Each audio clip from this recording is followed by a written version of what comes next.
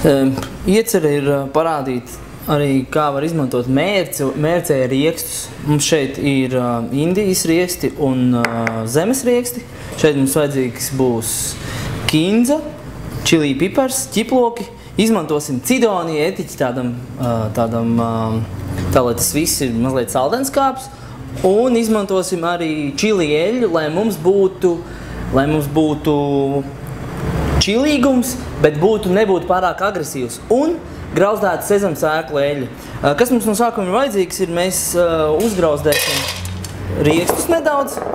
Grauzdētiem riekstiem kļūst mazliet tāds patīkamāks un maigāks aromāts. Un pēc tam mēs šo te mēcīti visu tā saucamo riekstu čatniju sablenderēsim blenderī un ēdīsim kopā ar grilētu cūkas fileju. Tā.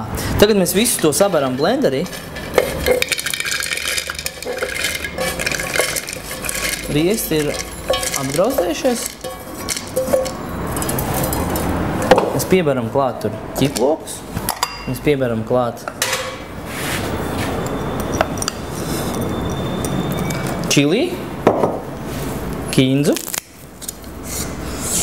Pieliejam mazliet cidoniju etiķi. Grauzdētu sezamsēklu eļļu. Un neagresīvam čilīgumam čili eļļu. Un tagad blenderējam.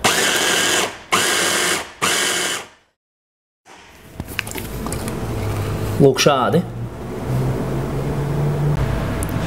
Tā, nu mums ir uzgrilēta cūkas fileja. Lai tā gaļa būtu maķinīta, aromātiskāka, mazliet pārliesim ar